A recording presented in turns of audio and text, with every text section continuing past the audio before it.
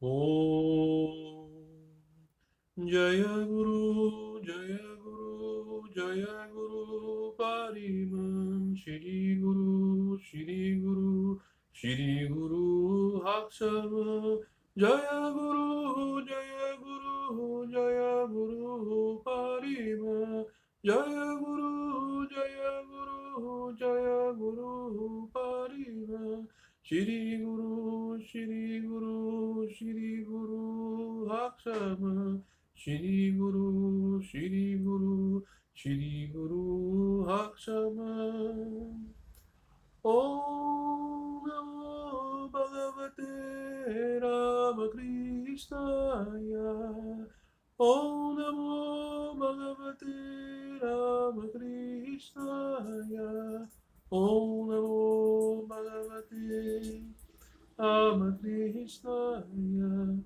Om Namo Bhagavate Ramakrishnaya.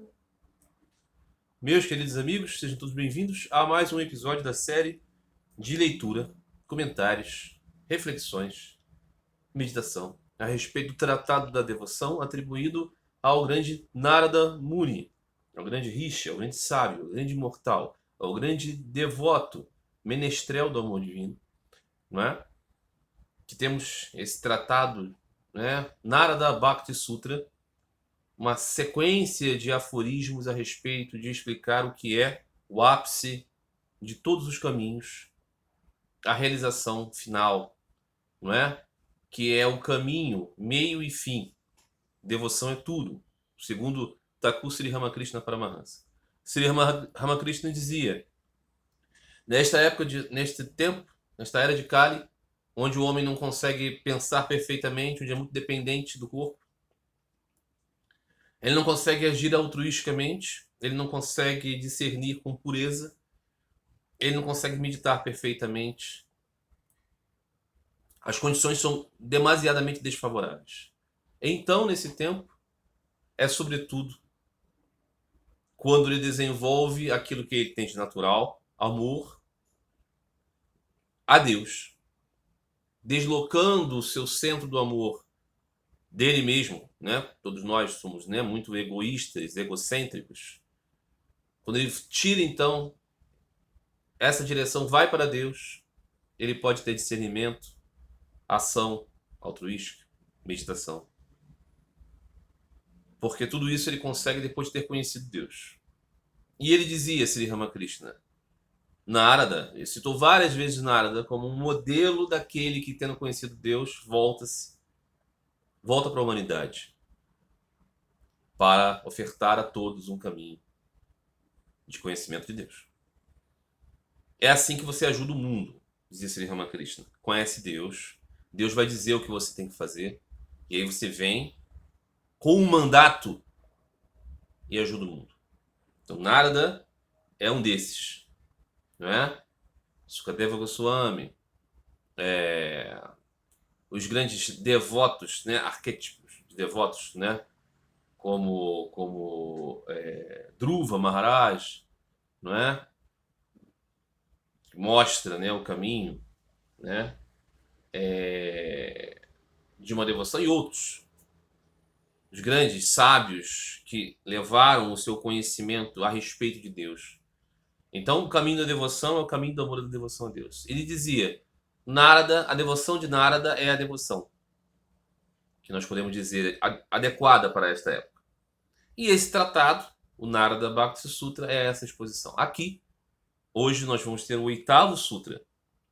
Chegamos já aqui, né, aos 7 primeiros sutras, e eles nos servem como uma reflexão de uma linha, não é, de considerações que nos levam a compreender que cada sentença, cada aforismo, ele dá sentido ao outro, né?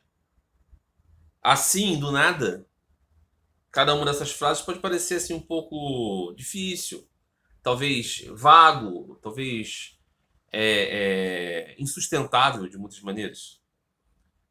Mas não é assim que a gente deve compreender se nós temos compreensão do todo. Essa compreensão do todo, ela vai nos dar um perfeito entendimento, não é? Só um minuto.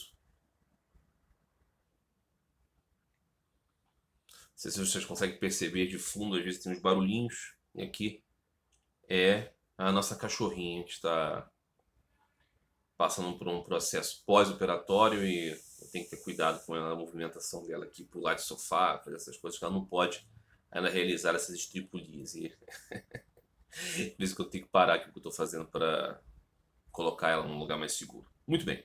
Então, como eu dizia, os aforismos, né, eles precisam ser compreendidos nessa sequência. Então, hoje chegamos aqui ao 8º aforismo. Até o 10º aqui eu vou fazer essa recapitulação dos 10 primeiros e depois, consequentemente, a gente vai fazer assim, grupos de 10 para a gente saber de onde a gente está vindo. Não é? Muito bem. Então, o primeiro aforismo dizia que a compreensão da devoção é um ponto superior dos entendimentos. Depois que você trabalha a ideia de que você é um servo de Deus e tenta agir como um karma yogi, você não tem isso no coração, você não tem a visão de Deus, você não consegue perceber isso concretamente, mas você esforça a sua mente para realizar as suas atividades como um servo de Deus. Sri Ramakrishna dizia que esse é o caminho ideal quando você não tem a visão de Deus e você percebe que Deus perpassa tudo e Ele é o agente. Enquanto você não vê Deus como o agente, você precisa se condicionar a se ver como servo de Deus. Ou seja, eu sou o agente, mas ajo de acordo com a vontade do Senhor. Isso faz com que as suas ações sejam purificadas. E a sua mente, sobretudo. Esse que é o fundamental aqui. Depois que você já passou por um estágio, isso pode ser numa vida, pode ser em muitas vidas, você chega à capacidade de poder discernir assim. Você não viu. Deus é o agente. Eu sou um instrumento. Tudo pertence ao Senhor. Tudo está, né, conformado nele. E isso faz com que você se desapegue cada vez mais das expressões das suas posses mundanas. Sua própria identidade, não é? Essas coisas que nós valorizamos tanto, né? A minha etnia, a minha cultura, a minha religião, a minha família, tudo isso vai continuar existindo, mas eu vou passar então a trabalhar a minha mente para entender que tudo isso é um encobrimento da minha verdadeira natureza, como filho de Deus, como parte de Deus. Isso também é um trabalho da mente, isso é dhyana. Sri Ramakrishna dizia, vá meditar. O que é meditar? Reflita a respeito de que Deus é o agente e você é o instrumento. Não é não pensar em nada, sentar e tentar deixar sua cabeça um vazio. Você já viu esse tipo de coisa?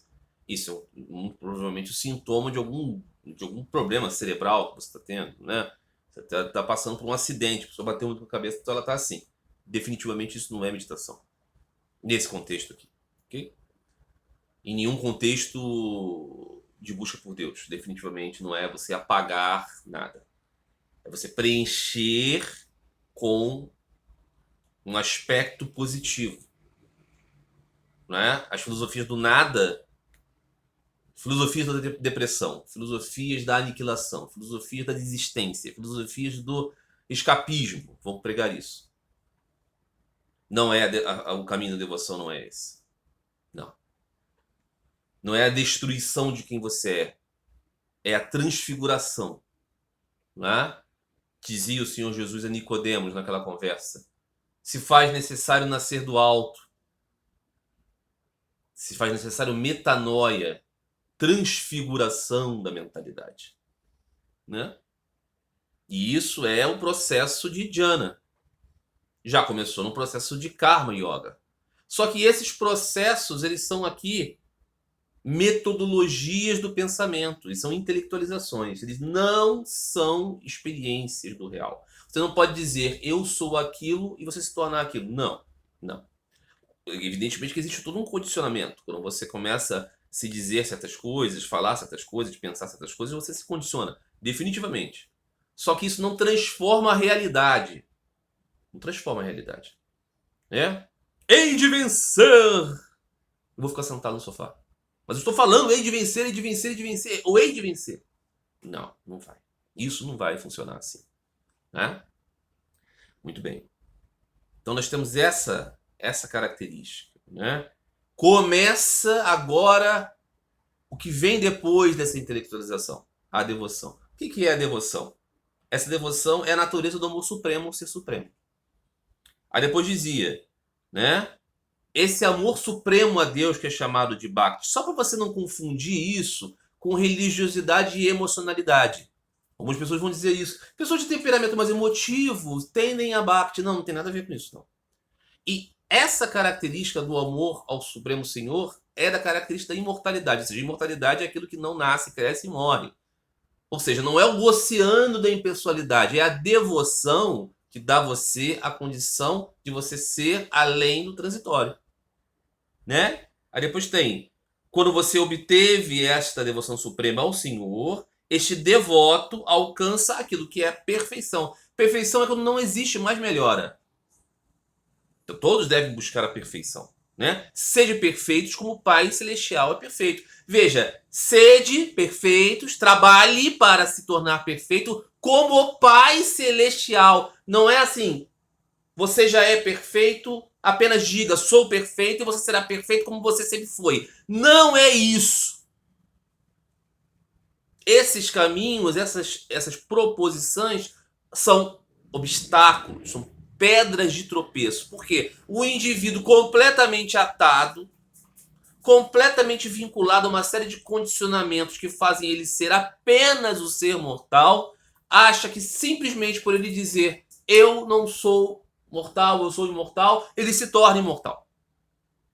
Porque ele é. Definitivamente, constitucionalmente, você é o Atman. Só que você está encoberto pela sua vinculação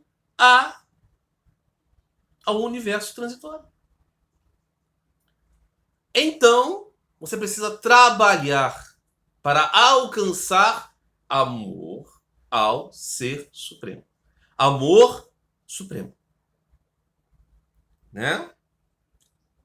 Então, quando esse alcança esse amor ao Ser Supremo, essa devoção, ele não se importa nem se aflige com as coisas, nem odeia, nem tem grandes... Isso significa dizer o quê? Que ele não está mais engajado na estrutura dos atados. Ele vive, ele tem seus trabalhos, responsabilidades, ele faz as coisas que deve fazer. Só que o seu coração não está mais nisso. Não é? Porque ele conheceu essa devoção, essa pessoa então fica num estado que para o mundo é um estado de intoxicação. É como as pessoas dizem, esse aí é maluco. Só pensa em Deus. Não é? Então, essa característica desse amor supremo, nesse ápice da recepção, ele tem a característica da renúncia. Renúncia do quê? Renúncia dos frutos das ações. Você não pensa mais, você continua fazendo tudo que faz. Só que o seu prêmio não é mais o prêmio do mundo. Vou fazer tal coisa, as pessoas vão me achar legal. Vou fazer tal coisa e o mundo será salvo. Vou fazer tal coisa e os meus filhos serão alguém na vida. Vou fazer tal coisa. Esse é o coração da pessoa atada. A pessoa que alcançou a devoção continua fazendo todas as coisas que ele tem que fazer. Só que ele pensa assim, tudo isso é o jogo do Senhor. E eu estou aqui nessa brincadeira atuando assim, como pai, como marido, como político, como soldado, como faxineiro, como professor. Não é? Muito bem. E aqui então chegamos ao 8º sutra deste episódio. Temos essa base, né? Entendemos onde chegamos aqui. 8º sutra. A renúncia, renúncia dos frutos das ações, na verdade, consiste na renúncia total às atividades seculares e religiosas. Veja, aqui é muito importante. Está dizendo que essa renúncia, na verdade, é essa natureza da renúncia, a renúncia total a todas as atividades seculares e religiosas. Aí alguém pensa assim, então isso aqui é a pregação de que o sujeito tem que ir para a montanha, tem que ir para a caverna. Não existe outro entendimento disso. Veja, Sri Ramakrishna esclareceu. Não. Não. a renúncia é total, mas ela é interna. É no coração. Então, as atividades são impossíveis de serem renunciadas. Como, evidentemente, esse sutra tem inspiração divina e ele não poderia falar coisas sem cabimento, nós temos que supor aqui que o significado precisa ser compreendido. E essa é uma característica também da literatura dos sutras. São sentenças muito curtinhas, elas necessitam de um esclarecimento. E aqui o esclarecimento vem nesse contexto, né? Porque aqui, esse canal, esse meu trabalho, dedica-se a trazer a mensagem de Sri Ramakrishna. É por isso que estamos aqui contemplando Narada Bhakti Sutras. Porque Sri Ramakrishna não indicou o caminho do Advaita Vedanta. Ele disse que esse caminho atrapalha. Então, as pessoas do caminho de Sri Ramakrishna não deveriam estudar os protocolos conceituais da formação do pensamento Advaita, que nega uma série de expressões no ensinamento de Sri Ramakrishna. Mas deveriam se aprofundar naquilo que ele disse. Isso aí é bom, hein? O ensinamento de Narada é o ensinamento desse tempo, hein? Ah, tá. Então a gente reflete sobre Narada Bhakti Sutra. Não reflete sobre as formulações do pensamento teórico do monismo. Não, porque Sri Ramakrishna disse que não é verdade. Ele falou, não, eu não posso aceitar. Eu não posso aceitar que o universo seja ilusório. Não, não é, não. Ele é real. Os seres são reais, eles estão em Brahman, qualificam Brahman. Porque a doutrina de Sri Ramakrishna é, em muitos aspectos, a mesma doutrina do Vishishta Advaita Vedanta, que é uma oposição, uma crítica severa ao Advaita Vedanta. Por isso que é estranho, contraproducente, atrapalha, afasta, obscurece, impede o conhecimento de Sri Ramakrishna, o trabalho que, por exemplo, fazem as sociedades de Vedanta em pregar Advaita Vedanta, sendo claro. Então aqui, explicando o Narada Bhakti Sutra, segundo o pensamento de Sri Ramakrishna, ele disse: não é possível abrir mão das atividades. Mas quem mais disse isso antes dele? Sri Krishna. Aonde? No Bhagavad Gita. Qual é o começo do Bhagavad Gita? Arjuna está triste, porque ele tem que participar de uma batalha, a qual ele tem que enfrentar os seus parentes, pessoas nobres que ele respeita. E aí o que acontece? Krishna diz a ele: todos esses soldados estão mortos já. Nenhum deles tem vida consistente. Todos eles estão apenas atuando num papel. Cada um tem que atuar no seu papel. Esse é o lugar de cada um. Não é se apegar à condição. Porque vocês todos vivem 80 anos. Acabou. Só que quem vocês realmente são, estão sempre vivos. Nunca nasceram e nunca morreram. Então isso aqui é uma atuação. Atue no papel do vilão, do mocinho, do coadjuvante, do protagonista. Na peça, todos têm que fazer o seu papel. Ah, eu não gosto do papel do vilão, então eu não vou fazer. O papel do vilão precisa ser feito na peça, ok? Então, o papel é a realização. Muito bem. Então, Arjuna tinha o papel do herói. É claro que aqui precisamos ter o contexto disso também, né? Sri Krishna exortou o vilão da história a não ser vilão. Não é que nós temos que atuar mal porque esse é o nosso papel. Não é isso. Mas nós atuamos dentro das nossas configurações inevitavelmente. Então, essa é a mensagem. Sri Krishna está dizendo: se você, Arjuna, meu querido amigo, sentar no chão e disser, eu não vou fazer nada, você está fazendo, idiota. Você está fazendo. Não fazer nada é fazer. Veja que engraçado. Então não existe como você se abster das atividades. O que aqui é o centro do seu coração. Então, quando diz essa renúncia é abster-se das atividades e é abster-se dos projetos, das grandes motivações.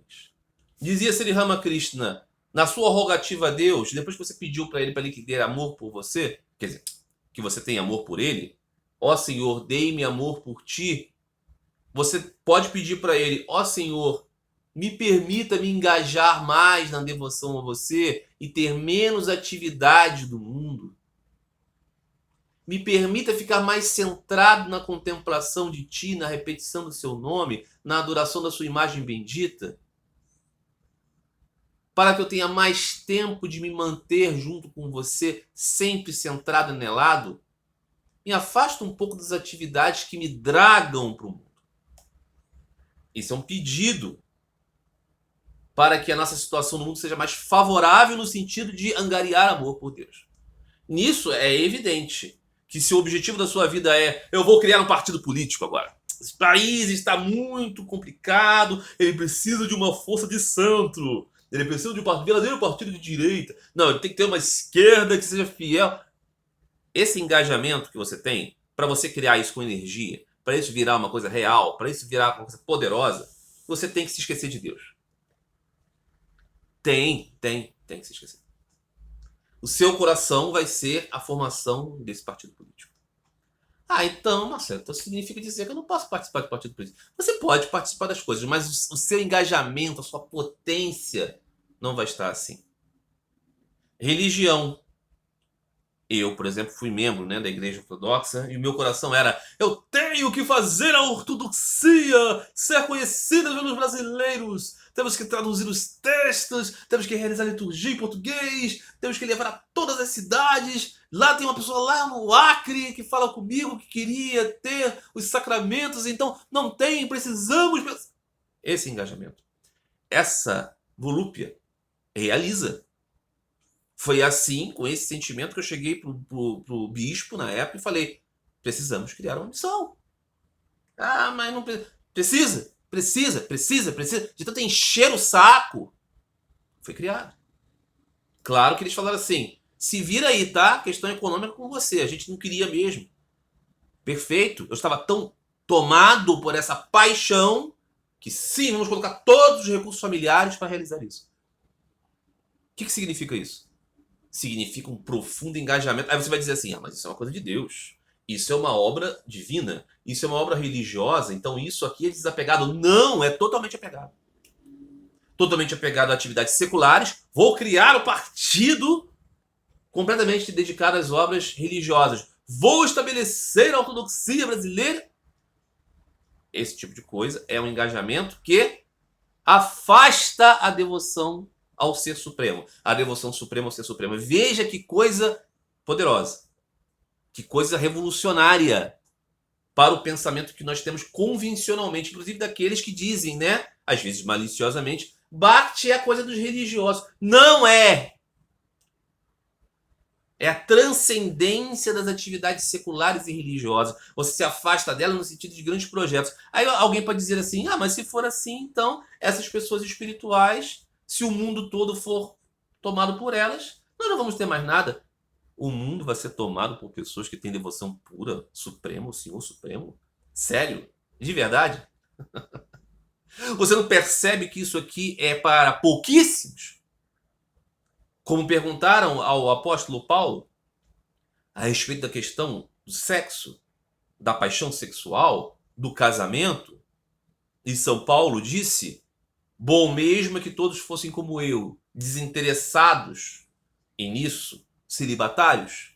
Mas se você não tem essa natureza celibatária, essa natureza de desinteresse, se o seu corpo pede muito por esta união, se a sua mente perde muito por essa união, então para que você não se abrase, para que você não vire um animal, para que você não se drague ainda mais nos 3 campos da mente, genitais, ânus e umbigo, para que você não viva apenas para ser um bicho, case-se, porque o casamento vai dar a você senso de serviço. Você vai se preocupar também com coisas que são mais complexas e mais elevadas do que simplesmente o sexo. Veja, era um meio de moderação. Aí alguém vai dizer assim: se todo mundo pensar como São Paulo e for casto, acaba a humanidade e ninguém mais nasce. É verdade, é verdade. Existe um grande risco. Existe um grande risco mesmo. Você propaga a palavra de São Paulo, bom mesmo que todos sejam castos, e você vai ter milhares e milhares e milhares de pessoas que estão celibatárias automaticamente. É assim que funciona, né? Não, não é. Qual é o objetivo de um tratado espiritual? É explicar para aqueles que estão buscando, que são pouquíssimos, um caminho mais profundo para eles. Desses pouquíssimos vão conseguir aplicar. Então isso aqui é para realmente uma peneira. como é todo ensinamento espiritual verdadeiro. Fora isso, tem as atividades religiosas, que é o quê? Começou o grande jejum da Quaresma. Agora vamos ter o jejum do Ramadã. Vamos ter agora as prescrições. Vamos ter qual corte de cabelo é o adequado, qual corte de barba é adequado, que roupa a mulher deve vestir, que lado homens e mulheres devem sentar, como se senta, para onde se ora. Essas atividades todas massivas, você diz assim, agora 2 bilhões de pessoas vão comer só cereais. Veja como isso pode ser profundo, como isso pode ser refinado para a busca e luta espiritual do buscador espiritual. Não, isso é um comportamento social. Isso é para disciplinar massas. Isso é para colocar ordem na casa. Essa atividade religiosa era da natureza da atividade secular. A moral e os bons costumes. O religioso está preocupado com o quê? Com o mundo moderno, o mundo decadente. Porque há 400 anos atrás era maravilhoso o mundo. Era perfeito. Né? Era um mundo... 2000 anos atrás, o Senhor Jesus veio aqui, o mundo era maravilhoso 2000 anos atrás. Não, era péssimo, era horrível, era pior, era trágico. Era de Cali. Mas antes, né, era de Cali. Quantos demônios, quantos seres terríveis Krishna enfrentou. Ele mesmo estava preso na casa de seus pais. Os seus 7 irmãos anteriores tinham sido capturados por um rei malvado. Por que ele veio? Porque toda vez que há decadência, o Senhor vem. Então, a natureza do mundo é luxúria, ganância, apego, né? Que nos faz ficar atados ao mundo. Então, não, a religião, os religiosos são seculares. A religião é uma coisa do mundo. Mas aqui devemos lembrar daquela analogia que fez Sri Ramakrishna. Sri Ramakrishna dizia: um homem caminha pela estrada, vem um bandido. Vem um bandido. 3 assaltantes tomam o dinheiro dele, sei lá, a bagagem dele, batem nele e deixam ele caído. O primeiro bandido diz: vamos matar esse cara. Não basta só roubá-lo. Vamos matá-lo, porque aí ele não denuncia a gente e a gente... Enfim, já estamos aqui mesmo, vamos terminar. O segundo bandido diz: não, até entendo o seu ponto de vista, mas de repente um corpo aqui assassinado vai chamar mais atenção, as pessoas vão buscar os assassinos, vamos amarrá-lo, deixar na floresta, se ele tiver que morrer com o tempo, o problema é dele, mas a gente tem tempo de escapar e não se envolver com o assassinato. E aí os 3 acabam resolvendo assim. Deixam ele amarrado lá. Uma violência brutal, mas menos brutal do que o assassinato. Com o tempo, volta o terceiro bandido que não tinha falado nada, liberta o cara, a vítima, dá um copo d'água para ele, passa pomada nos machucados dele, dá um dinheirinho para ele e fala assim: ali é a estrada, volta para casa. Ele fazia parte do assalto, ok? Mas ele voltou para fazer isso. Evidentemente, nós podemos considerar o primeiro mais brutal, o segundo, né, diminui um pouco, o terceiro é muito menos. O primeiro é tamas, a tendência mais obscura do nosso ser, né? Matar, violar, não é? Se fechar completamente para qualquer misericórdia, para qualquer luz. Segundo é rajas, nos prende pela paixão ao envolvimento das coisas. Não mata, porque realiza, cria coisas. Cria, vamos criar um partido, vamos criar aquela igreja que fala o idioma, essas coisas. O terceiro é o quê? Sátiva. Sátiva. O que ele permite? Permite a melhora das coisas aqui sensivelmente. Mas ainda assim é um dos assaltantes. Isso significa dizer o quê? Que no mundo nós temos as regras morais, éticas, comportamentais, que são esse bandido que nos mostra o caminho para casa. Mas ainda não é a casa. É isso que a gente precisa entender. A moralidade, ela é necessária, mas a moralidade não é o fim, a moralidade é um meio. Porque o fim é amor e devoção a Deus. Então aqui nesse sutra, hoje estamos dizendo, essa renúncia profunda alcançada por aquele que alcançou o amor puro, suprema devoção a Deus, é da característica da renúncia que ele se afaste das grandes buscas do mundo, seja no campo secular ou religioso. Né? E alguém vai pensar assim, puxa, mas o missionário religioso, ele vai lá, leva os outros. Se ele levar aos outros a mensagem do amor a Deus, ele não está atado ao mundo. Mas se ele quiser levar a ideia da sua sampradaya, da sua linhagem, da sua marca, né?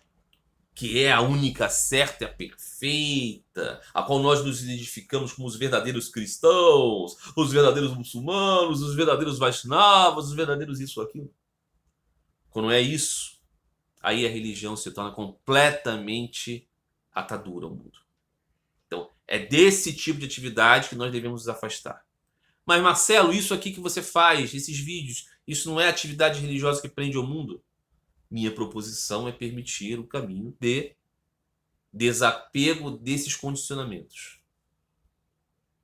E aí é sempre importante, aquilo que eu já falei algumas vezes, olhe para Sri Ramakrishna e veja como ele é um modelo de desapego dessas identidades. Você vai falar assim, não, eu estou vendo ali um guru hindu. Você está vendo um guru hindu porque tem a guirlanda, porque você sabe o contexto no qual ele viveu. Mas se você olhar pura e simplesmente para Sri Ramakrishna, é uma pessoa com uma roupa comum, sem nenhuma identificação, está ali diante de você, apresentando para você a imagem, né, de um Siddha Purusha, digamos assim, se você quiser compreender, não conseguir ver Sri Ramakrishna como um avatar. Alguém que tem essa pessoa cheia de poderes. Quais são os poderes? Realiza coisas, abre o mar? Não. Tem completa renúncia, abertura, completa receptividade. Ninguém era estranho. Ninguém é estranho para Thakur. Mas evidentemente que ele se associa àqueles que buscam amor e devoção a Deus. Ok? E esse aforismo é muito importante para se meditar. Amor e devoção a Deus nos levará à renúncia do grande engajamento pelas coisas. Isso é sério. Não é contornável. Ok? Meditando sobre isso, você vai pensar assim, caramba, mas eu sou muito apaixonado por certas coisas. Isso é um obstáculo ao amor e devoção? Sim. Sem querer enganar você.